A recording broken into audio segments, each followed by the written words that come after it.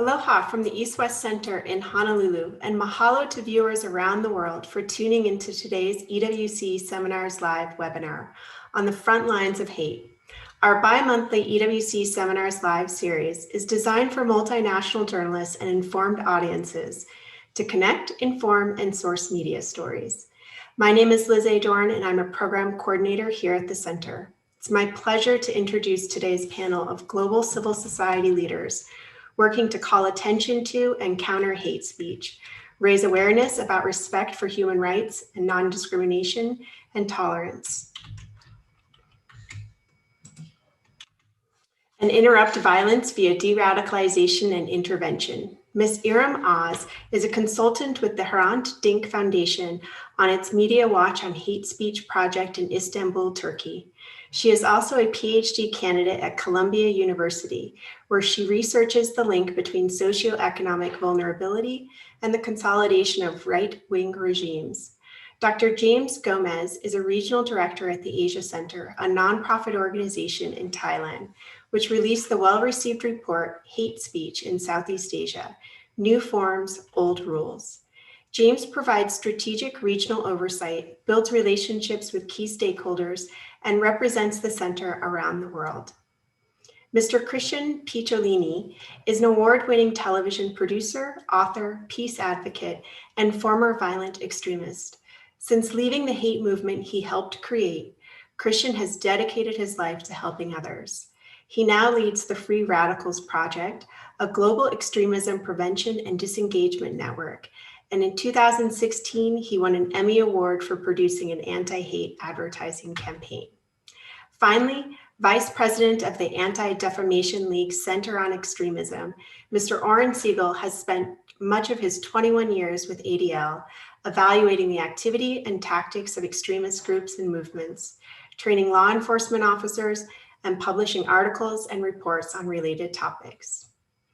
And now I would like to take a moment to share our webinar protocols. Today's webinar is on the record, recorded on Zoom, and made available on YouTube for viewing and sharing. Viewers, your microphones and videos are turned off. Each panelist will speak for up to 10 to 12 minutes, and Q&A will take place after panelists' remarks.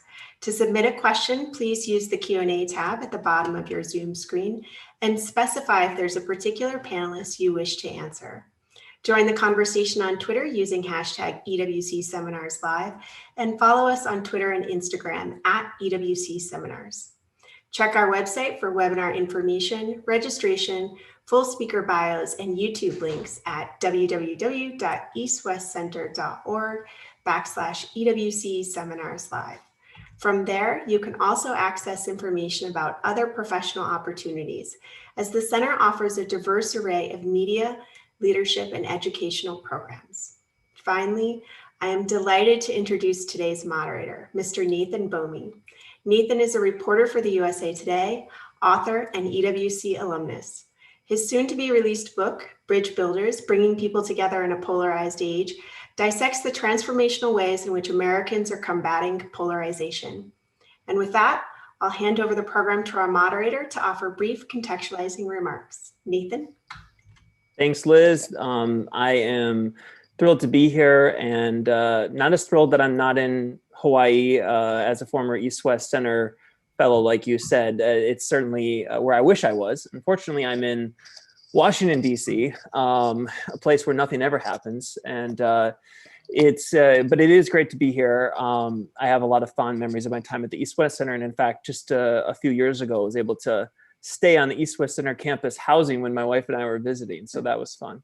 I want to get to the panel in a second, so I don't want to take up too much time, but so just a little background on me. I cover a pretty wide range of news at USA Today, but one of the things I cover is misinformation and the way it intersects with our politics and social media in particular. And so, I wrote a book on that, and it was fascinating to do that, but it really started to hit home, of course, in recent months. Last summer, I was myself and a colleague dove deep into QAnon and looked at how it was spreading, kind of trying to explain to our readers how this could happen, how we could, in the word we hit upon, a word that I don't think many people were using at the time, is that it was radicalizing Americans. And I think that's the right word, radicalization of average Americans, which at the time was a word that wasn't really being used. And I mean, I think if you really look back 10 to 15 to 20 years, in America at least, the idea that people could be radicalized was foreign concept. And unfortunately so, inappropriately so. This idea that radicalization is something that only happens overseas, maybe in the Middle East.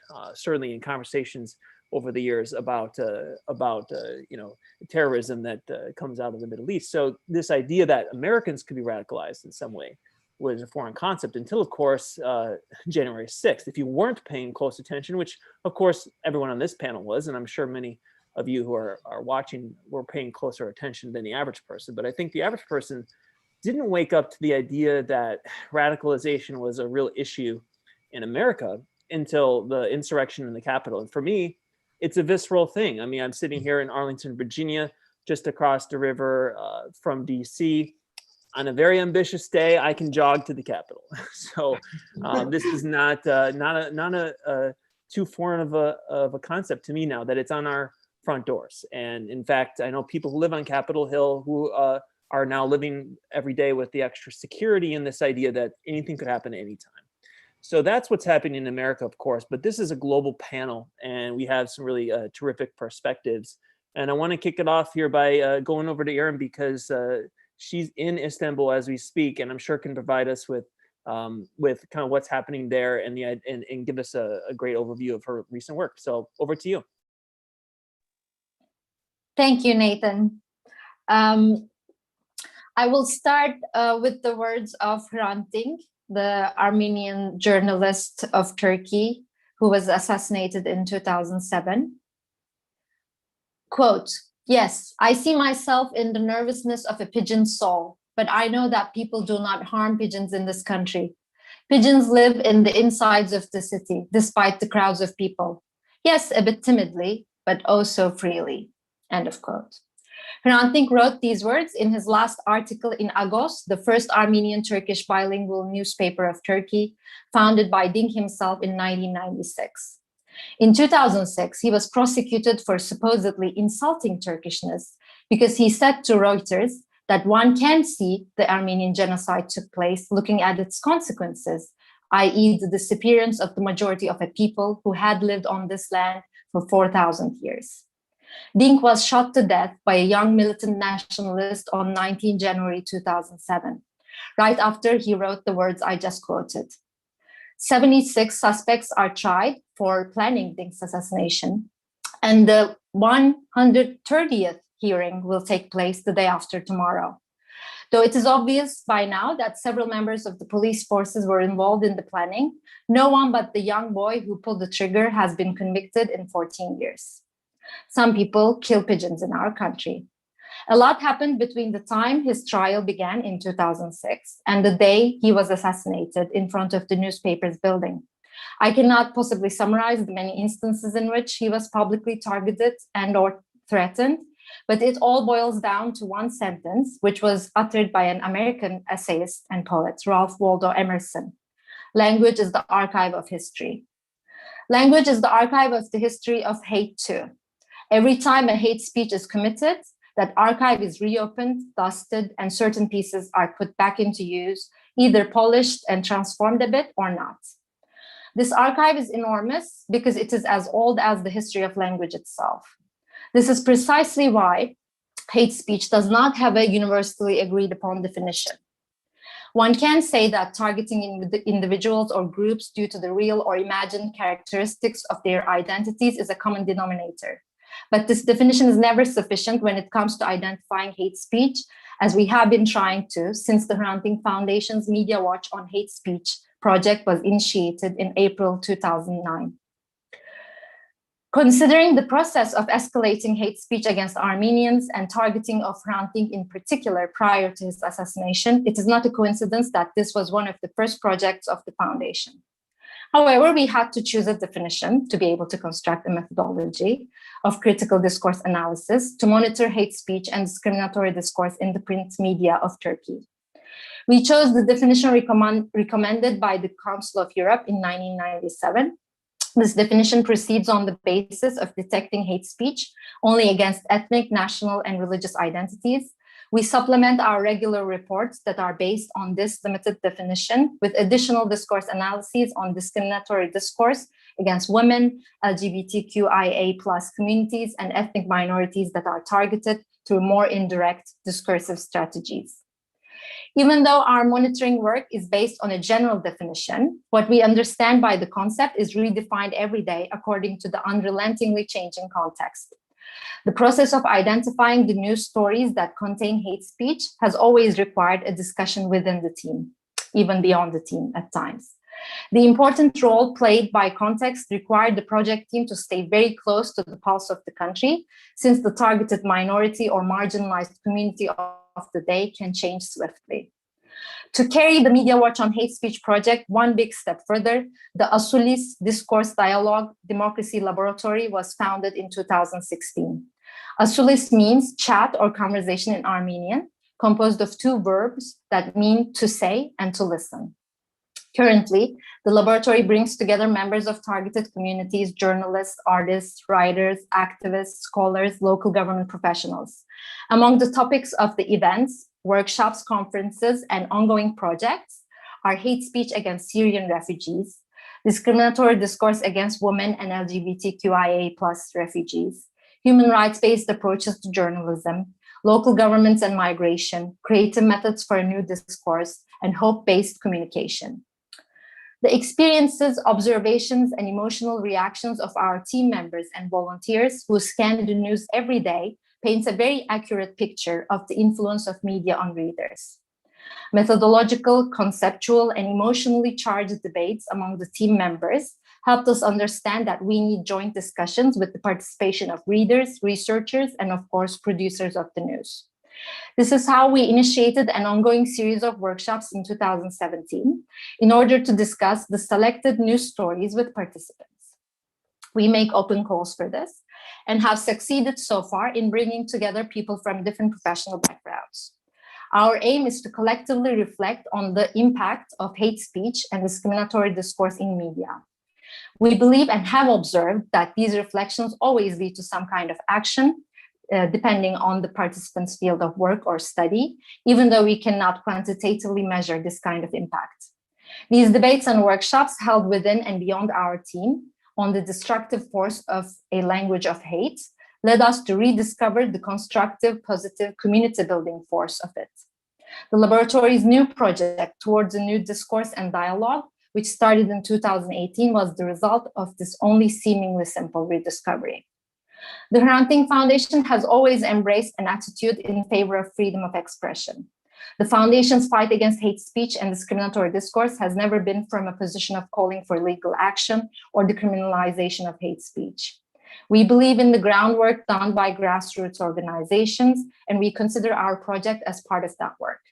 As examples from all around the world show, perhaps including Donald Trump's discourse, it doesn't do much to stop politicians, influential writers, artists, intellectuals who disseminate hate speech. Only the slow and steady groundwork done by those in favor of a world with less hatred and fear can lead to a social world in which hate speech produced by powerful figures is not listened to, not made visible by the media, and not taken seriously by the people. I must also add that Turkey, and I'm sure many other countries, legal sanctions, even those that really seem to protect marginalized groups, are used against those same communities. As of February 9, 2021, 67 journalists and media workers are in prison merely because they did their jobs and the news stories they produced were not in favor of the government in Turkey.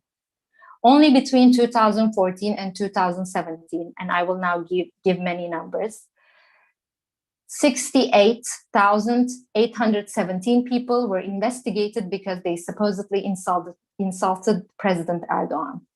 12,839 were tried, and 3,414 of those were convicted with jail time. In a country where students are currently, right now, in prison just because they peacefully protested the rector undemocratically appointed by President Erdogan, we know very well that any legal measures against hate speech can easily be used against marginalized groups, as the government doesn't take a day off from labeling either Kurdish activists or Armenian people or queer activists or dissident students as quote-unquote terrorists. 12 hours ago, President Erdogan announced the Human Rights Action Plan. 20 minutes prior to this announcement, Gülşah Durbay, a member of the main oppositional party, was sentenced to 11 months and 20 days in prison because she publicly criticized the president. Though the concept of post-truth recently appeared as a new phenomenon, it is the name we found, I think, for an extremely old practice in the history of language and humanity. Since the 2016 coup attempt, the backslide in human rights deepens in Turkey because of the hate speech and unlawful detentions of thousands of dissidents committed by this very government. Discrimination and hate crimes are also addressed in this action plan, which only terrifies many of us. A big segment of the population is aware that at least one reason why this brand new idea was put into action is because Biden was elected and our economy needs Western support. But nonetheless, misinformation continues to spread. And by misinformation, I here mean the entire action plan. On November 14, 2016, right after Donald Trump was elected and years before the Capitol insurrection, Toni Morrison wrote this, quote, "So scary are the consequences of a collapse of white privilege that many Americans have flocked to a political platform that supports and translates violence against the defenseless as strength. These people are not so much angry as terrified, with the kind of terror that makes knees tremble. On election day, how eagerly so many white voters, both poorly educated and the well-educated, embrace the shame and fear sowed by Donald Trump," end of quote. Though Turkey is an entirely different context, I am personally witness to the kind of terror that makes those in power tremble, and that their embrace of fear and shame is a cage of hatred for them.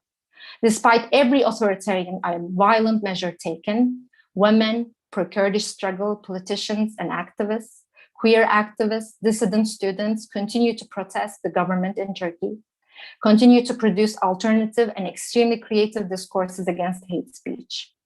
On the one hand, there's this terror that those in power experience. On the other hand, there's the nervousness and the sense of freedom found in struggle that Hrant Dink experienced as an Armenian journalist of Turkey, fighting for justice with his incredibly influential, uniting, peaceful discourse. And in between, the foundation continues to do its part like a pigeon among all the other pigeons. Thank you. This is it for now. Excellent. Well, that language as the archive of history is very eloquent, but also kind of unsettling to hear you put it that way. I think that's fascinating. Real quick question in response to your presentation, and you talking about how Erdogan's cracking down on journalists there. Do you think the public in Turkey is in support of the journalists, or what's the public sentiment right now toward that crackdown? I would say it is quantitatively quite impossible to figure that out. But people who use social media actively are not for it. Most of it, I would say. Of course, there are many pro-Erdogan followers, users of social media, but it is quite impossible to get numbers. Though I can say that the support for Erdogan's government and by extension, all of these actions are decreasing more and more as our economy is collapsing as we speak. Interesting. Yeah. Well, we certainly know that Erdogan has been empowered by 4 years of Donald Trump, but we'll see how that changes. Wonderful presentation. Let's pivot now to James. Over to you. Thank you very much. I represent Asia Center. At Asia Center, we undertake evidence-based research around issues of freedom of expression. In particular, we focus on Southeast Asia. And we also look at the UN Sustainable Development Goals, Goal 16, with special reference to 16.10, that covers, access to information and fundamental freedoms. A few areas that we look at is disinformation, fake news, and hate speech. My brief remarks will be drawn from our report that we published a few months ago on hate speech in Southeast Asia. In that report, what we note is how hate speech is changing and evolving.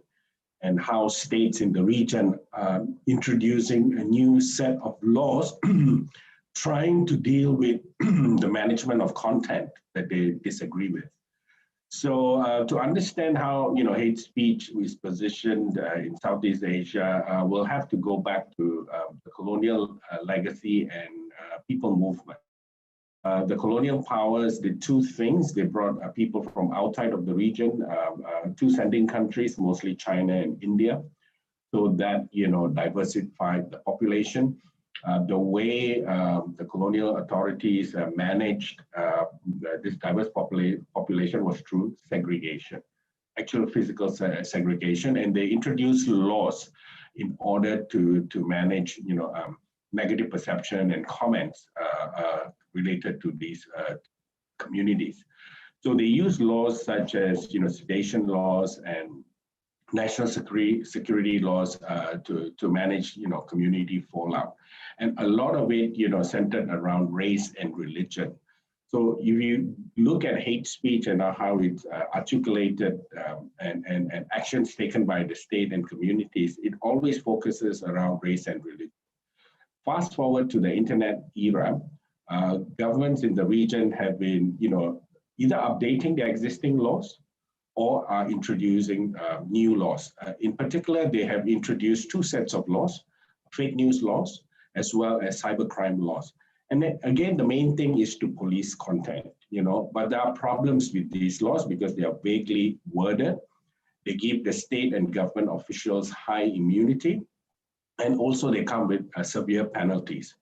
Not satisfied with this set of laws, several countries in the region have also introduced what is called harmony bills.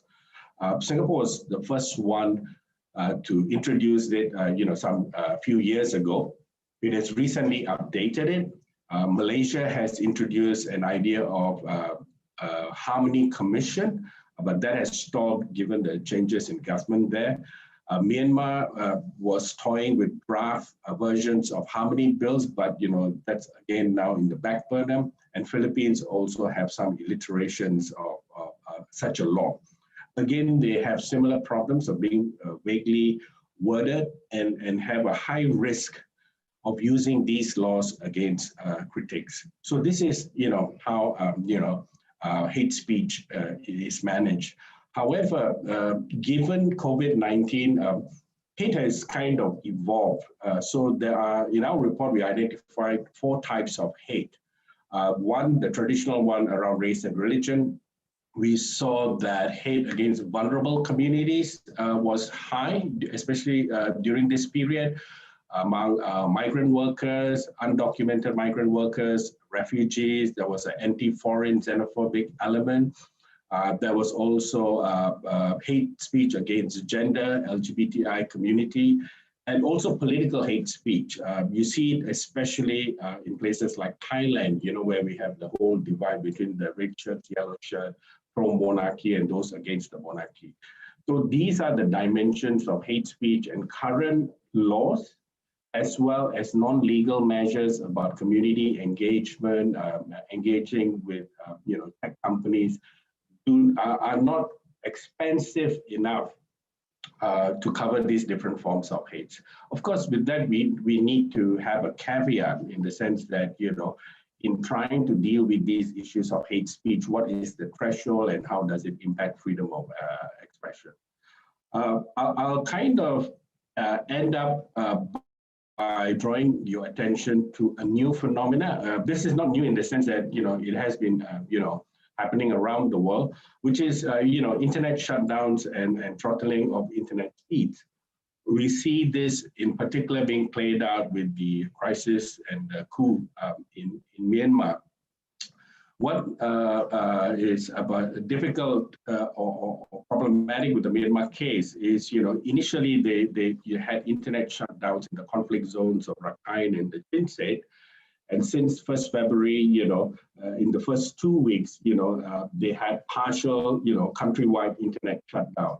And since the middle of the month, and it's ongoing, they have both throttled the speed of the internet, as well as shut it down from 1 a.m. to 9 p.m.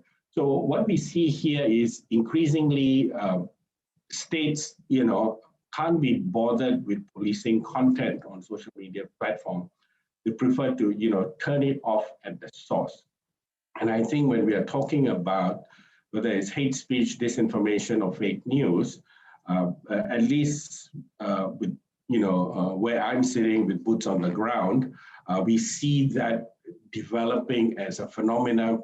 I'm sure it's also developing in other parts of the world, and activists, media personnel will have to think how they will navigate these shutdowns, because these are not short-term, can be long-term. I'll go back to what Myanmar did in Rakhine State and Chin State. They actually, throttled the internet and shut it down for up to 19 months. So that's a pretty long time. So I'll stop here and happy to take questions. Thank you. Well, the idea of internet shutdowns is certainly something that is may sound absurd, but I'll tell you that when the insurrection in the Capitol happened here, my editors asked me to look into the possibility that the authorities here could shut down the internet to try to prevent, the insurrectionists from communicating, which sounds like some sort of altruistic or positive way to do it, but it does sound very disturbing and like it's being deployed there in a very malicious way. You mentioned the fake news laws. I think that was the phrase you used. How are those being implemented? And I guess, presumably, what's the justification that they usually cite? Usually it's peace and harmony to prevent conflict. They say, fake news, there are several types. Again, this is part of the center's work. We, again, it kind of almost mirrors, how hate speech is defined, or what we captured, when we surveyed the situation in Southeast Asia. What we know is the annoying clickbait kind of disinformation, but there's also disinformation based on hate, along ethnic, religious lines. And then as, like in the situation in Thailand, along political lines as well. And especially against LGBTI communities. So the states come back and say, look, we'll need to police and remove content that falsely, use, a false information to mobilize against the other. So what they are after is really this ability for false information to create hate. And with that hate, you can mobilize against the other, often for political reasons. Now, what I'm suggesting to colleagues and viewers here, that while this was the preferred technique up to today, it is costly in terms of personnel hours, in terms of resources, and just taking people through the court process. So they are, using a more convenient way of, shutdowns and the throttling of internet speed, and that's where to watch. Very good. Okay, we're halfway through the panelist presentations, and so for anyone watching, we're going to be doing Q&A from you when we get through the panelists. So keep those questions in mind and start submitting those, and we'll get to those soon. Let's go to Christian. Thanks, Nathan. Also, thanks to the East-West Center. It's an honor to be here. It's also a privilege, considering the story that I'm about to tell you. In 1987, when I was 14 years old, I was recruited into America's first neo-Nazi skinhead group.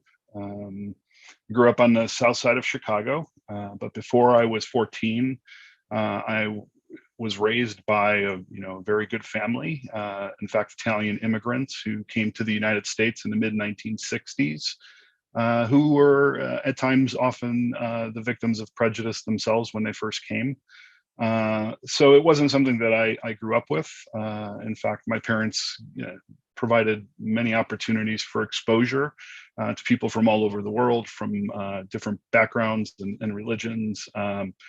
But also because my parents were immigrants to a new country in the United States, they also had to work extremely hard and long hours when they came and as they were raising me. So as a kid growing up on the south side of Chicago, I didn't see my parents very often. Sometimes they were gone running a small business 7 days a week, up to 14 hours a day. And although I knew I was surrounded by a lot of love, I was raised by grandparents and aunts and uncles and saw my parents very late in the evenings for a brief time. I also felt very abandoned at that age, at a very young age, at a developmental age. And I wasn't mature enough at that age to really communicate those feelings with my parents. So I went looking elsewhere to fill some of those voids. And what over the last 25 years, while I've been helping people disengage from extremism, I've come up with a theory that there were three very important things that I was searching for, as well as the people that I helped disengage. And that is a sense of identity, community, and purpose. And in fact, those are three things that we all search for at points in our lives. And they're very important to help define our values and our behaviors to a degree. While we all search for those three things, not every one of us becomes an extremist. I had hit what I call potholes in my journey to find those three things. And potholes I would classify as things like trauma or adverse experiences.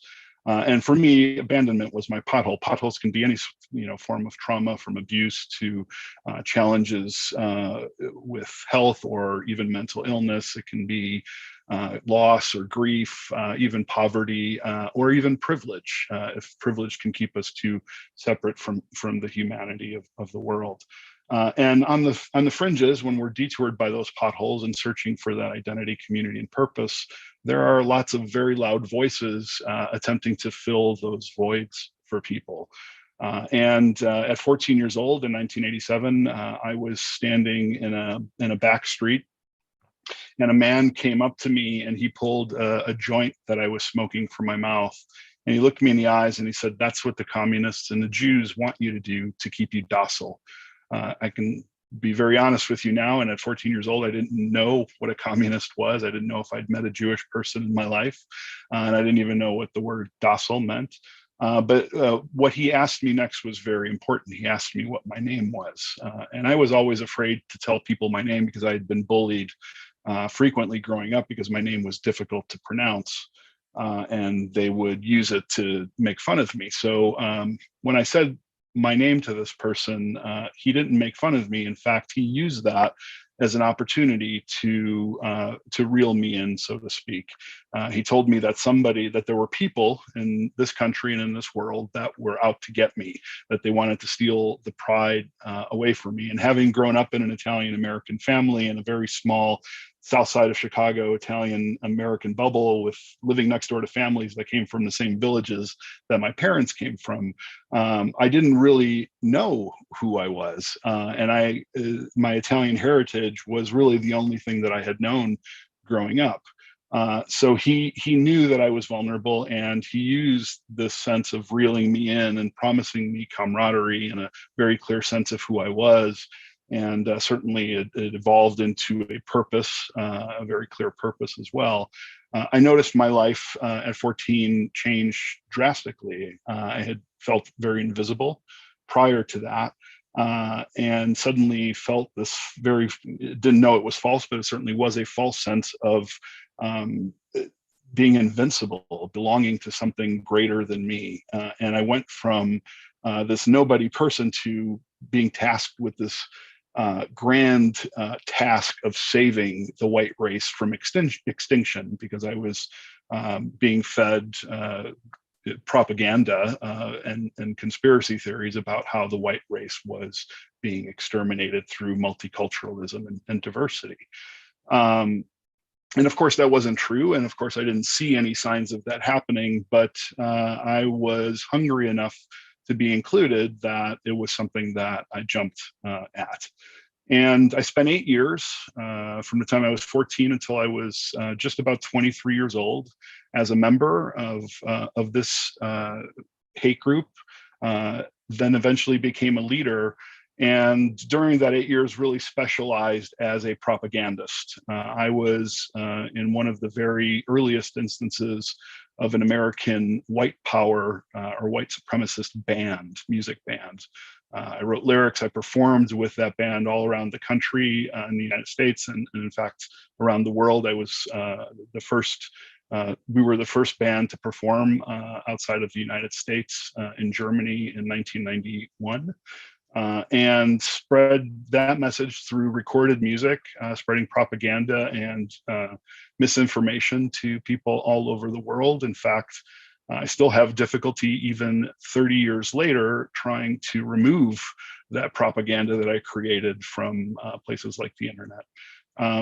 Since then, well, let me take a step back. I suppose I should tell you how I found my way out. It was during those 8 years, really, there wasn't a day that went by that I didn't have doubts about what I was believing at that time, but it certainly wasn't a safe space to talk about confusion. In fact, the price of admission was kind of being more vocal, being more violent, being more aggressive. It actually won you more respect within those circles. So it was a constant competition against people that were part of this community, not just to terrorize the outside of that community, but to also prove ourselves within there. So it was this very dangerous spiral of continuously having to prove yourself within that movement until I did, and eventually became a leader within it. But during that time, I also had opportunities to have very meaningful interactions with the people that I thought that I hated. Of course, they were not public to the people that I that were part of the movement, but they happened at times when I really had my guard down. And certainly they were never the responsibility of the people who showed me compassion, because in fact, most of those times they were people of color, or people who were Jewish, or people who were gay, and who knew what I was doing.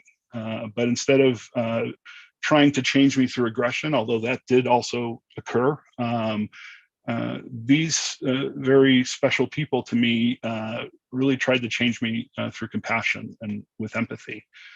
And perhaps they saw something inside of me that I certainly didn't see at the time, but they saw something worth fighting for me.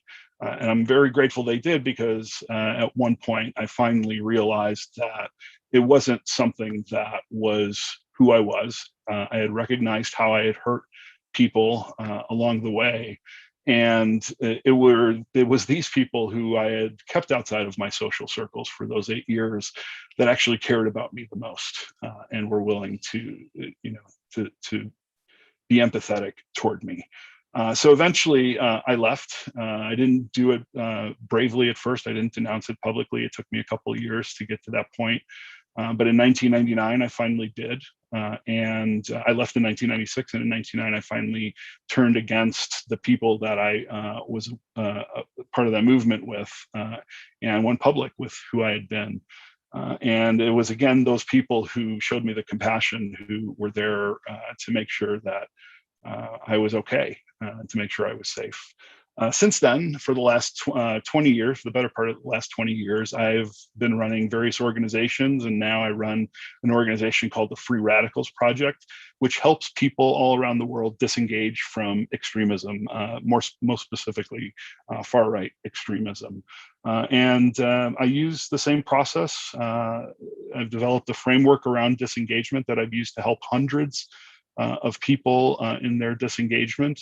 But the one thing that is kind of the terms of forgiveness as part of this work were the same terms that were given to me, that redemption without accountability is just another form of privilege.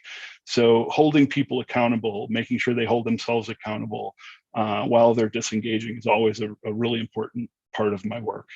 And through that process, by finding and building small teams around the people that I work with, made up of professionals like therapists and educators and job trainers and counselors, we really try and build resilience around people, and have been very successful doing that. I guess I'll stop there, and it's really nice to be here. Thank you. Well, your story is just so incredibly compelling, and for anyone who wants to dive deeper, they should definitely check out your book, Breaking Hate, which obviously tells your story in depth. And, but Christian, I'm just fascinated by what you said about how the search for identity and community is what drew you in the first place. And yet it also sounds like that's what drew you out. And for me, in my book coming out in a couple of months, I play around with this idea that it's always easier to have the difficult conversations with people when you're shoulder to shoulder rather than when you're face to face, in a sense that sometimes confrontation is actually going to be counterproductive. It sounds like you had confrontation, but you also had those relationships that drew you out. When do you think confrontation is the right way, and when is it that relationship building that's the right way? Yeah, and I think that's a really important question, because I think that there has to be a balance of both. I mean, there are certain players in the game, so to speak, who are controlling the disaster, who are the propagandists or the disinformationists spreading the misinformation. And I think that there are people that need to be held accountable, because, I look at how we criminalized, maybe drugs in the United States in the 70s and 80s, and maybe still do to some degree, where we, really arrested people who were victims of being addicted to drugs. And we destroyed generations of people because of that. But what we should have done is really gone after the traffickers, the people who were flooding the streets with drugs and things like that. And there has to be, I think, a public health approach to catching the people who are coming out, so we can fix their potholes and replace that identity, community, and purpose with something positive. But we also have to cut the metaphorical head off the snake. Like Reverend Warnock from the United States, from Georgia, said, that the snake will shake violently after you do that, but that means it's dying, not because it's alive. Yeah. Very eloquently said, and I hope we can dive deeper into that. I'm sure there'll be more questions from the audience when we get through with the panelists. But we need to hear from Oren. So let's throw it over to you, Oren. Thanks so much. I usually hear that. We need to hear from Oren. That's right. My family often says during holidays. So it's good to be here. Christian's always a hard act to follow, but what I'd like to do is talk a little bit about what ADL and the Center on Extremism is, share a bit about the resources that we have in tracking and combating hate and extremism, and then just put a little context to, I think, what we're all sort of trying to still grapple with and figure out, which is, what we've seen over the past month and where we might be heading. So I'm going to share my screen here. And if I could just get a thumbs up for those to make sure you could see it. Thank you, sir. So the ADL is an anti-hate organization. Fundamentally, the mission of ADL is to combat anti-Semitism and fight all forms of hatred. We sort of 107 or 8-year-old organization now. And I think the founders sort of understood early on the only way that you can combat anti-Semitism is to combat misogyny, Islamophobia, and all other forms of bigotry. And the only way that you combat all forms of bigotry is to also combat anti-Semitism. So it's that sort of dual mission that I think is particularly relevant to the work of the Center on Extremism. My team is sort of made up of investigators and analysts and fellows. These are people who literally spend time in the spaces that extremists operate, where they try to reach, recruit, and radicalize. I'm obviously talking about a lot of the social media platforms. I've always sort of said, and it remains true, the spaces in which my young kids spend most of their time in these social media platforms are where the extremists and my investigators are spending their time. And I think that's kind of all you need to know about sort of the state of much of the way that propaganda is disseminated and who it's trying to reach. Among the resources that we have, though, is trying to sort of understand what is the impact of this sort of discussion where extremism exists in the same space as legitimate news, where disinformation and conspiracy are sort of amplified, sometimes even more effectively than the facts. There are consequences on the ground. Our heat map, which is on your screen, is made up of 6 different data sets. This includes extremist-related murders, white supremacist propaganda, anti-Semitic incidents. We hope to expand this, but it's just a snapshot of hate. You can search it by state, by city, by type, look at sort of trends over time. It's just a resource that I think is helpful in terms of certainly understanding sort of the American landscape of extremism and hate. Another resource that we have is our hate symbols database. This is really important. You sort of need to be able to identify hate. I think one of the concerns that I have is I think a lot of people don't even recognize hate when it's in their face. And so one of the things that we hope to achieve here is sort of educate people in terms of what to look for. I want to be very clear. Context is always key, and all of our hate symbols, remind people that that context is required. I remember getting a call from somebody who had Pepe the Frog tattoo on the back of their hand. And when we put Pepe the Frog, that was being co-opted by the alt-right at the time, on our hate symbols database, this person said, you guys are going to make it so I can't get a job anymore. And I said, listen, I'm sorry that you have a Pepe the Frog tattoo on your hand, but our hate symbols database clearly says that you need to take any piece of content like that in context. Pepe the Frog is not hateful unless it's being used for hateful purposes. I mean, a swastika in some cultures, in some religions, has a different meaning than it does for many of those who use it for hateful purposes. So that's just sort of a reminder that this is meant to be a guide, but that context remains key.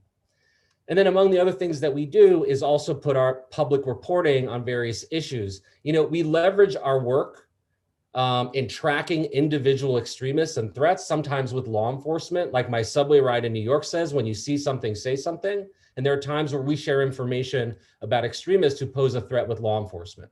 Other times we leverage our hate symbols database, even with the tech industry, to try to teach them how to fish, how to understand and identify extremism and hate, and stop the exploitation of their platforms, sometimes with success, sometimes without. But more broadly, we're also trying to educate people about trends that we're seeing. Here are just two examples on the screen. One is a report that we did a couple of years ago on the sort of internationalization of white supremacy. I think people forgot or weren't paying attention to the fact that white supremacy is a global terror threat. The way that we think of ISIS, the way we think of Al-Qaeda, we don't have a luxury, frankly, to ignore that those same sort of ways of communication, coalescing around issues, sort of national communication and cooperation is occurring with white supremacists and other far-right extremists. And more recently, we put out our annual murder and extremism report that talks about how many, year over year, extremist-related murders there have been. I think Nathan was mentioning how some people have woken up to sort of the fact that there's a domestic terrorism or white supremacist issue in this country. Well, every year we've been showing our data related to extremist-related killings. And almost every year, domestic extremists, especially far right, have killed more people than any other extremist movement. One of the data points here is over the last 10 years. So this is not just over the last 5 or 4 years, but over the last 10 years. 75% of extremist-related murders in this country have been carried out by right-wing extremists. The data is there, we're transparent about it, and if anybody was paying attention, they would have realized it.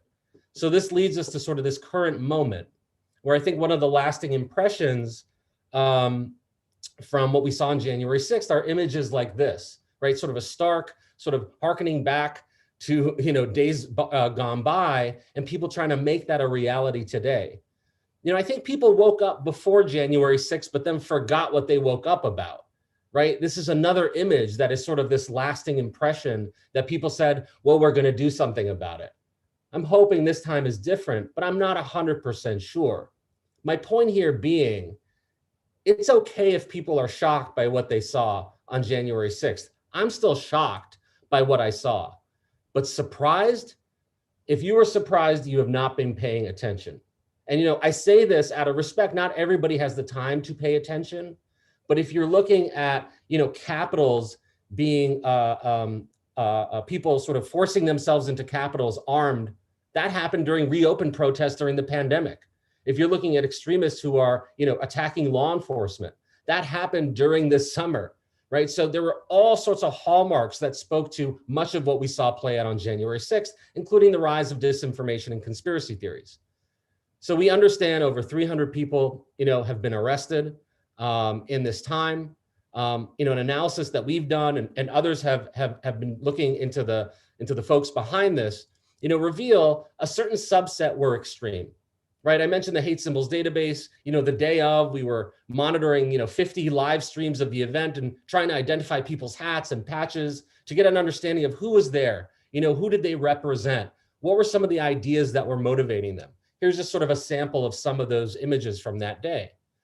But when you sort of, carve it up, when you look at those who are arrested and dig into their backgrounds, it's kind of interesting, right? 25% of the, I'd say 250 or so, or nearly 300, were connected to known extremist movements, right? The Oath Keepers, an anti-government movement, 3%ers, QAnon conspiracy theorists, some white supremacist groups. And here you have sort of the breakdown there, Proud Boys, which sort of operate between many of these different groups. But I should note this, that means 75% of those who were there were not affiliated with any extremist movement, right? They make up a new sort of movement, perhaps a pro-Trump extremist movement or Trumpist extremist movement, or maybe something that, we're still trying to figure out. But this is sort of the point, that when, we're monitoring these online spaces like Parler before it went down, or Gab or Telegram or Twitter or Facebook, we know that this extremist sort of ideas operate adjacent to people who are not necessarily card-carrying members. And so what we saw on January 6th was a physical manifestation of what we've been observing online for so many years. The ability to reach, recruit, and radicalize and motivate people to action. Now, one last point about this. For me, I can't stop thinking about this sort of tactic that we saw, right? Selfie culture in this country and probably around the world is sort of absurd, right? We've gone over the top. We take a photo of ourselves like as we're about to get attacked. But what we saw are people actually part of an insurrection, live streaming their attack.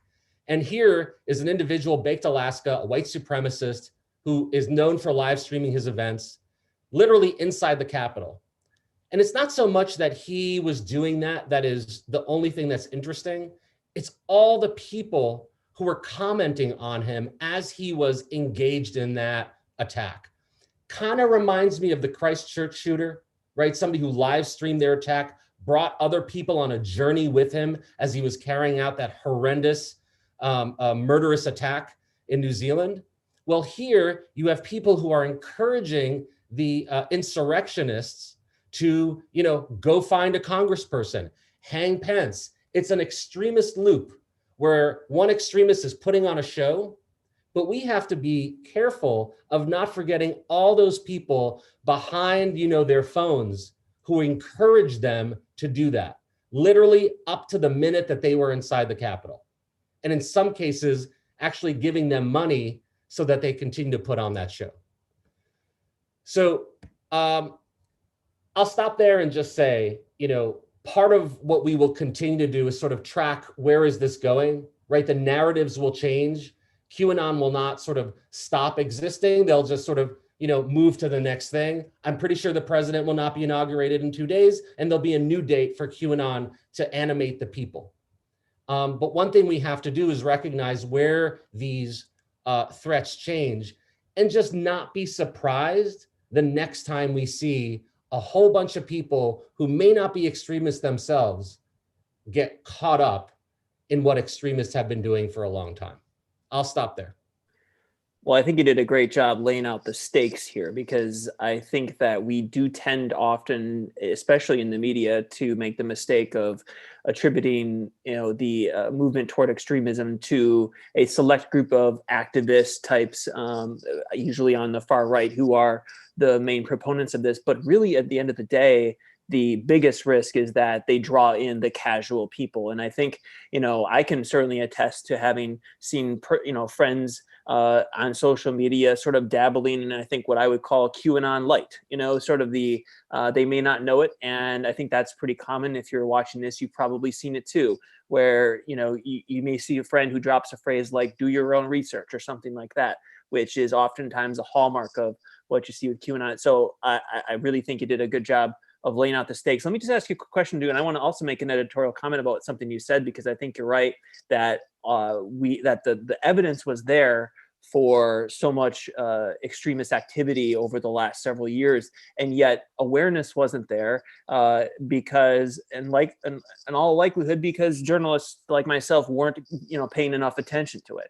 And I think that problem still exists today. If only you've seen the coverage in the last few days of how the media has effectively been ignoring, racist attacks on Asian Americans, Chinese Americans in particular, over the last year in connection to the coronavirus pandemic. So, that just illustrates that, of course, it's difficult. Our industry has been, pretty ravaged by economic issues, but I do think that we need to do a better job of calling attention to that. My quick question for you, though, is about your hate symbols database, and maybe just 2 or 3 tips, or any tips you can give to people on how they can recognize some of the hate symbols that they might see out there on social media or elsewhere.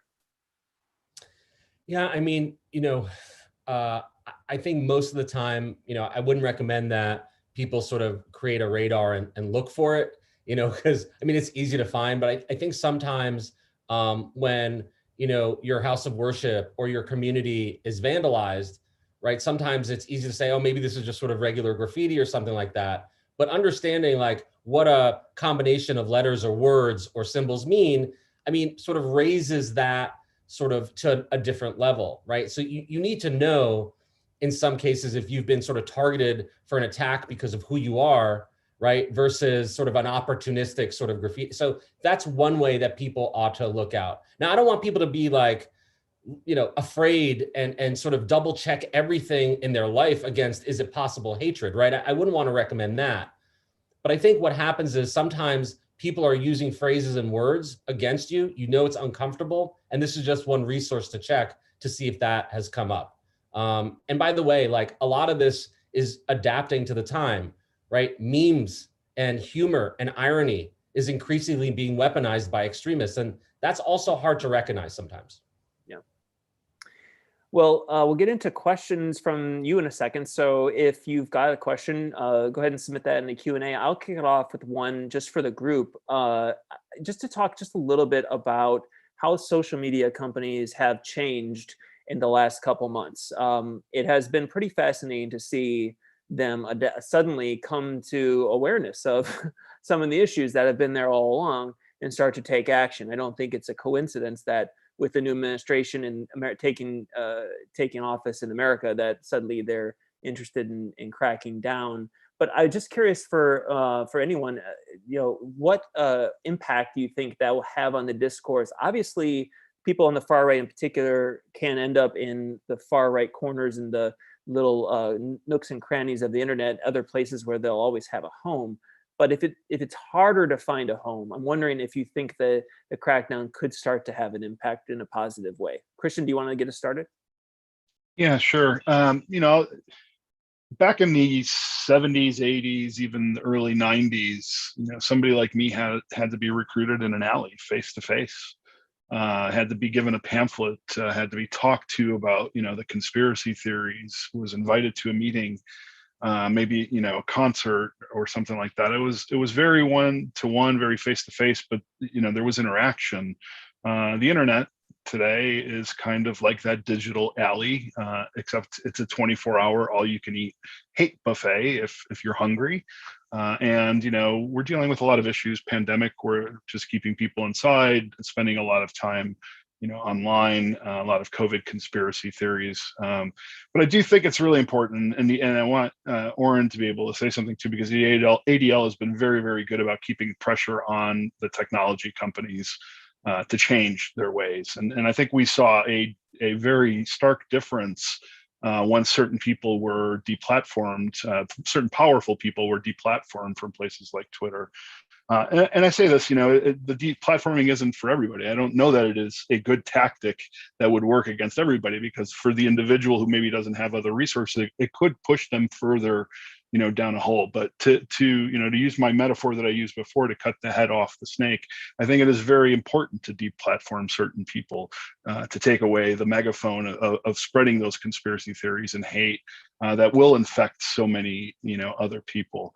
Yeah, so I do think it does work to some degree, but I also think that we have to have another process that catches people as they start to fall away from groups like QAnon, fall away from some of these white nationalist groups. Because if we don't find a way to help build some resilience in them, they will find their way to some other toxic version of identity, community, and purpose. And there are people actively looking for them, knowing that they are now falling off from these groups, specifically QAnon. So, I do think there is a balance. I do think the technology companies are getting a little bit better. I think that there's still a lot of work to do. We live in a world where hate crimes can't just happen in the physical space. They can happen online. Something, a meme with your face, photoshopped in an oven or, at the gates of Auschwitz or something like that is just as terrifying to somebody, can cause just as much harm as spray painting a swastika on, somebody's garage. And being targeted that way. So I do think that we will go through a process where we understand the consequences of hate crimes and hate speech in the virtual world, and we'll have to kind of reconcile that. If I can just add quickly to that, bottom line, I think they could do more. I think they should do more. And it's not unreasonable, right, for users to expect that a company that's making billions of dollars do more to stop the harassment of people on their platform, the glorification and incitement of violence, right? I mean, these are low-hanging fruit. These are not like complicated topics. These are private companies. And frankly, my own thoughts on this has evolved. I was concerned that when people were going to be taken off of, Twitter and Facebook, that they would migrate to these more sort of fringe platforms, and they would be more concentrated echo chambers of hate and perhaps radicalize people faster. But one of the things that I think we're starting to sort of recognize is that actually the hardcore people who are involved, they will follow to, Discord, to Telegram, to, MeWe and Minds and a whole bunch of other things that's created like last night. But that there's going to be a level of people who are just not going to follow them. They're not that involved. It's maybe that 75%, right? And I don't have that data exactly, but that are not going to take the time to follow. And you know what? That's a good thing if you're going to make it more difficult for them to reach a broader audience, especially in a time when there's such a shared sort of embrace of some of the same narratives. Yeah, I think it's actually pretty straightforward. It's kind of like if you make it harder for me to go get the candy bar, it'll be harder for me to get fat. I could still go get it, but it might take a little more effort.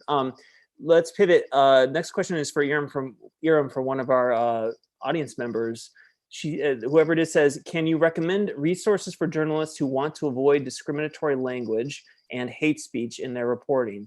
How can journalists help raise awareness?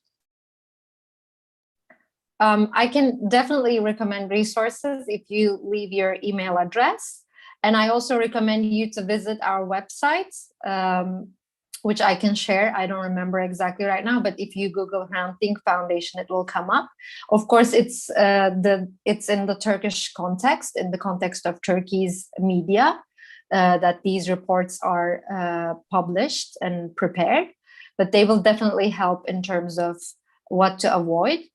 Depending on the context, as Oren highlighted once again, because it really matters which, for example, we are using keywords for our research, and those keywords are always changing because the culture itself is an unrelenting change. So we have to change those each time we face a new form of hate speech, a new form of discriminatory discourse.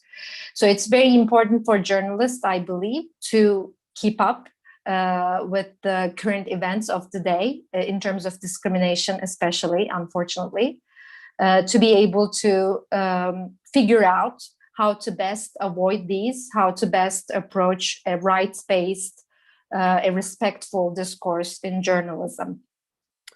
And let me add to that too, just sort of as the full-time journalist here, that I think we as journalists have a responsibility to be careful about how we raise awareness, because the question says, how do you raise awareness? And I think there's an increasing cognizance about this, but in particular, when I was writing more about QAnon last year, for example, we were very careful to not dive too deep into what are the theories and get too down the rabbit hole, because the more you do that, the more you introduce people to the idea, and there's a lure to that.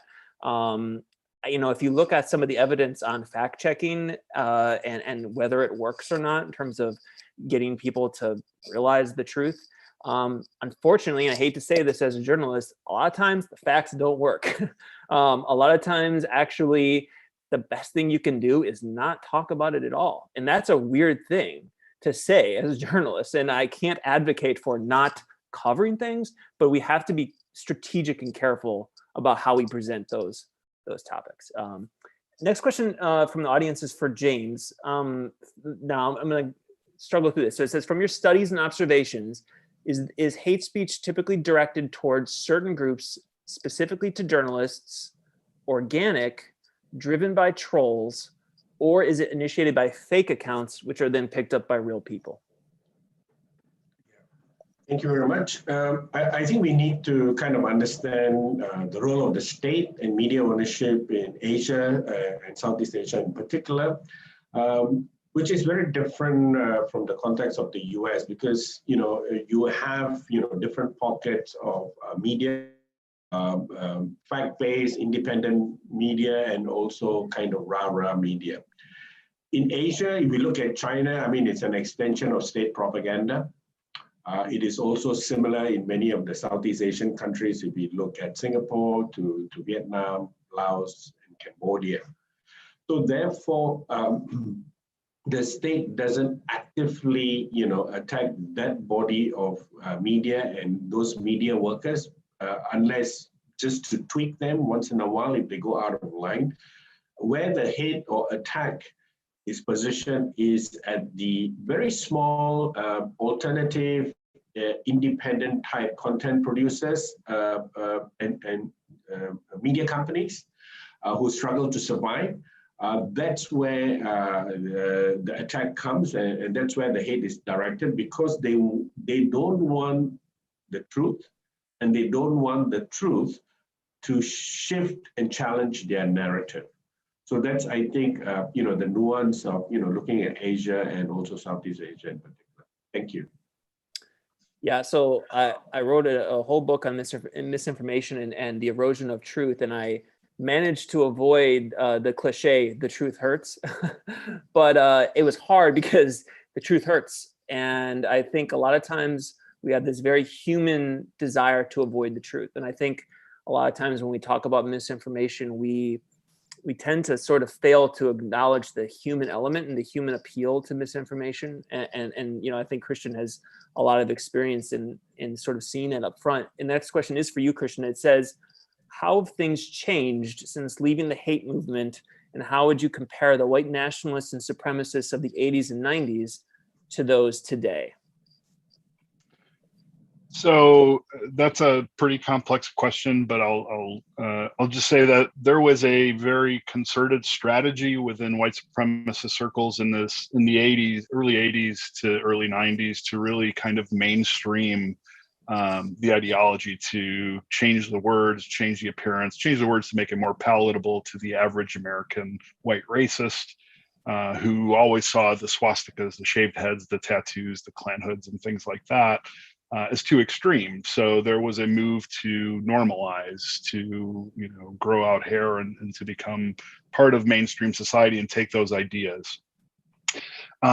But I really want to touch on something that I think Oren said that was really important, is the transnational nature of this. And I think that that's something that might be interesting to the audience, but also something that is rarely talked about.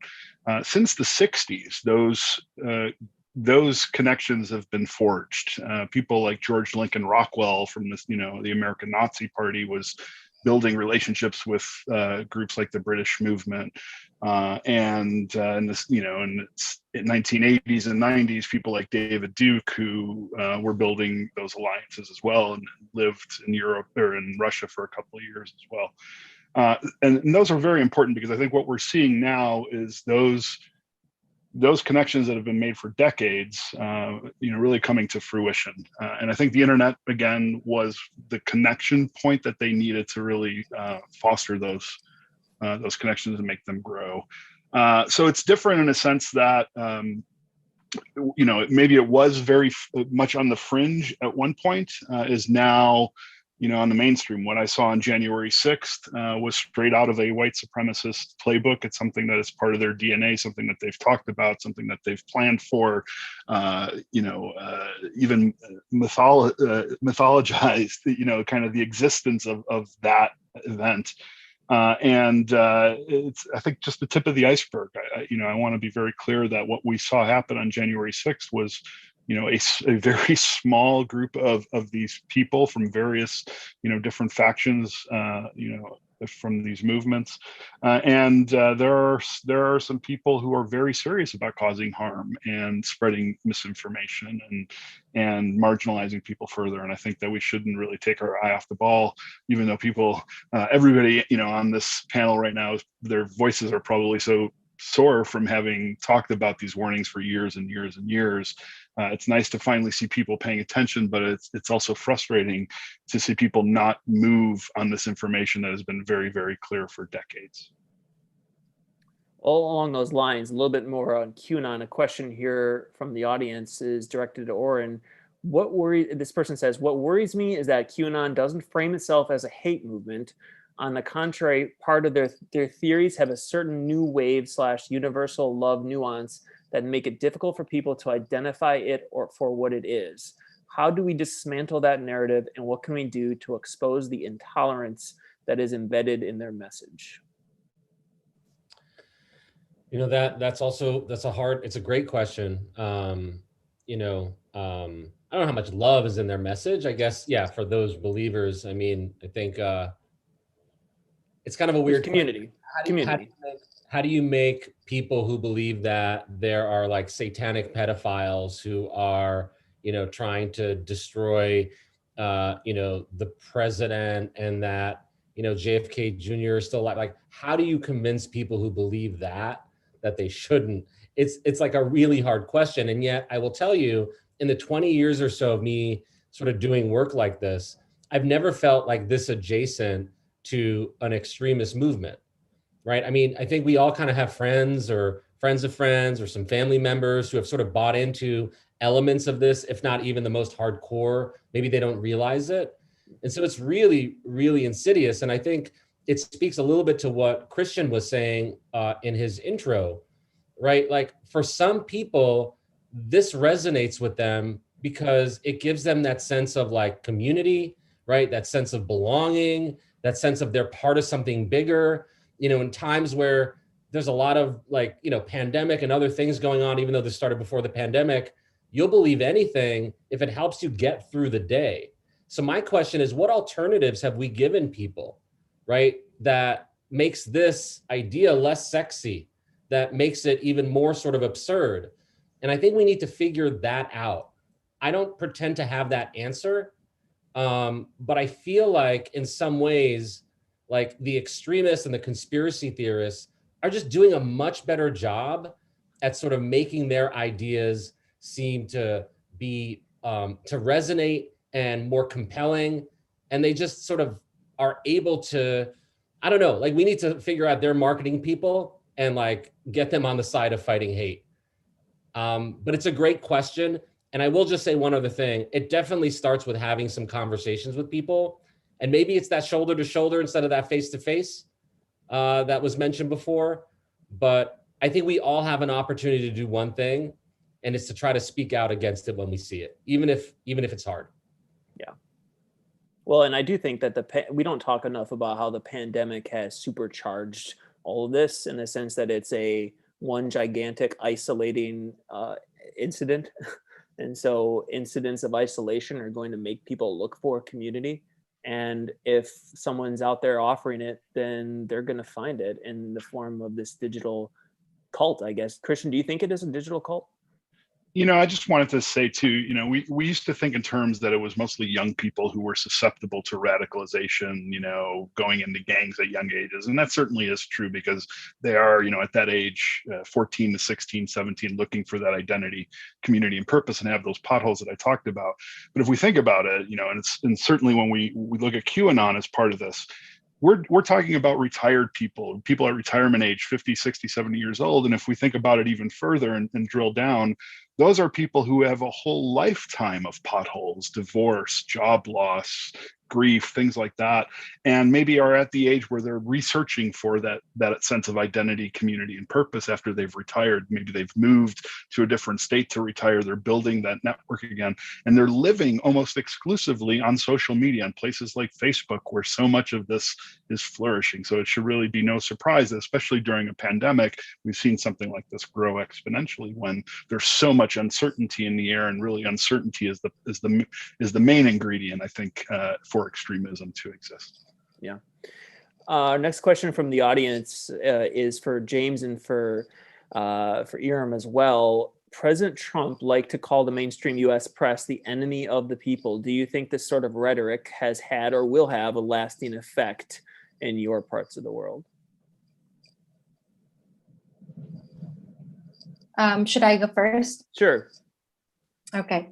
I think it did have an impact, definitely. It did encourage politicians and pro-government public figures to embrace this kind of discourse even further. But I wanted to say something about what you said about social media. Social media has become one of the only spaces in which dissent is possible in Turkey, increasingly since the 2016 coup attempt. I mean, almost, not entirely, but almost. So right now, Turkish government is pushing for Facebook and Twitter to open offices in Turkey. And Facebook caved, and they're opening an office in Bursa in Turkey. This will mean tightened control over the content produced on Facebook by the government. Twitter is not agreeing. And the vice president of the Justice and Development Party, the ruling party, said exactly the same thing. And they said Twitter is not accepting the rightful hegemony of the Turkish people over Twitter, over internet, over social media. So they are now depicted as the enemies because they are refusing to give this kind of control to the Turkish government. So for the same reason, I will try to connect all of these together. For the same reason you just described, Nathan, that if you try to raise awareness by constantly depicting this kind of hateful discourse, you kind of help that discourse flourish even further at times, not always, but at times. This is why we started a new project that is named Towards a New Discourse and Dialogue in 2018. Of course, this seems like a very small attempt, but I think it is very important to keep in mind what Oren just said, to try to build these kinds of channels of dialogue, even when it seems impossible, like, Christian just told us how it changed his life and his story. So while doing that, I also really care about historicizing this, because in Turkey, for example, it is quite similar to the story with the capital insurrection. People believe that this kind of discourse, these detentions, this state violence began with Erdogan government, but it's not true. It goes way back. So it's always very, very important to historicize as we try to build these channels of dialogue. We have to insist on this kind of historicization. Instead of targeting specific groups' identities, we have to direct our attention to the ways in which we were actually carried to this moment. And some people should have known better, but they didn't. So we better start now, I think. I don't know if I answered the question. Yeah, absolutely. James? Yeah, again, I think the pivot is different. I think apart from making reference to Trump's, calling, independent media, calling them names, I think the other hook is really the Brexit referendum. So these two markers were used by politicians from, conservative authoritarian regimes in larger parts of Asia, Southeast Asia in particular, to justify why fake news laws are needed, right? They called out to this notion of fake news, because it got global play. So And in this part of the world, a partner to the state is the state-supported media. So they work hand in hand and they set up these laws to attack their critics. So I think that's the fundamental difference. I think, when we look at, this part of the world and the region, fake news is used as a handle against critiques, and not just journalists from independent, small alternative media, but also civil society, opposition politicians, and political contenders. Yeah. Well, we have time for one more question, and it's coming from the audience for Oren. If anyone else wants to weigh in as well, that's good. And this is interesting because it reminds me of how political scientists like to say that the farther you go out to the extremes, the closer you get to each other. This person asks, is there any evidence to suggest that radicalization is taking place at both ends of the political spectrum? And if so, is there parity? So yeah, I mean, listen, extremism is not the sole domain of any one extremist movement. It's across the ideological spectrum. It's, different in different parts of the world, but for sure, when we're dealing with extremist tactics or extremist ideas, that it's not, unique to any one movement. But the question about parity, I mean, in this country, like, as I mentioned before, the data speaks for itself. Right-wing extremists have killed more people in the last 10 years. When you look at plots and attacks in this country, when you look at hate crimes, when you look at all sorts of data, it speaks to a significant rise and ongoing surge in right-wing extremism. So, show me like where, left-wing extremists are carrying out these sort of attacks. Now, that doesn't mean that, in certain parts of the country that you don't have some, left-wing violence. And it kind of depends on how you define left-wing. But I also want to say, like, when people talk about sort of the anti-fascists and Antifa in this country, and I mean, that was a political football. That was sort of intentionally created to try to deflect the reality of the situation, right? And so, like, again, I don't think we can ever sort of just say any violence is okay. And when Antifa activists punch a white supremacist in the face, I think that's problematic because it normalizes violence, right? We can't have that. We need to speak out against that. But let's not pretend that the Poways and the Pittsburghs and the El Pasos and the Charleston, South Carolinas, and the Charlottesvilles and the insurrection and so on and so forth was somehow some left-wing plot. Let's just call it as it is. Yeah, I don't think parity is the right word.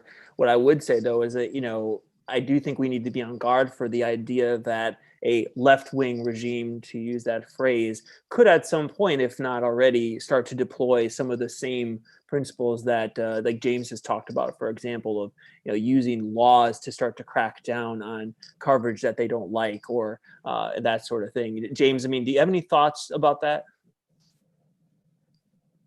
Yes. What I want to suggest to the audience and colleagues here is really that it's changing now because they are moving. It's tedious for them to just focus on content eradication, content they don't like, especially in this period about they don't like critical remarks about their mismanagement of how they handled COVID. So as a result, they are veering towards shutdowns and the throttling of internet speed. This also happens in Vietnam, and they bring the tech companies such as Facebook to their knees. Emerging discourse is also legislation about foreign interference. We don't speak much here in this part of the world, but it's a lot more articulated in Taiwan in terms of China's influence and impact and interference. But there are pockets of suggestions, that China may be at work. It's buying up media companies locally. It is selling, spy technology, surveillance technology. There's a lot of unverified reports about just that happening in the context of the Myanmar coup. So, we are seeing that the control is not so much around content, but it's about controlling the infrastructure. So I think the needle is moving that way, and that's where it's good to pay some attention. Yeah, well said. Any final thoughts by any of our panelists before we kick it back to Liz? Well, I appreciate everyone making the time. I would say good night, but to everybody on the panel, but it's not night everywhere where you are. So I will just say good day or good evening to you guys and everyone watching, but over to Liz. Mahalo, Nathan, to you and to all of our panelists, Iram, James, Christian, and Oren. Thank you so much for joining us today. The center is honored to have played host to such an informative and timely discussion. Thank you as well to all our viewers for attending today's EWC Seminars Live. We hope you will join us Tuesday, March 9th for our third East-West Center Korea Free Press co-hosted webinar exploring the new U.S. administration and its policies towards North and South Korea. The webinar is open to the public and broadcasted live on YouTube at 2:30 p.m. Hawaii time. Please follow us on Twitter at EWC Seminars for more information, and to everyone from the East-West Center, mahalo and aloha.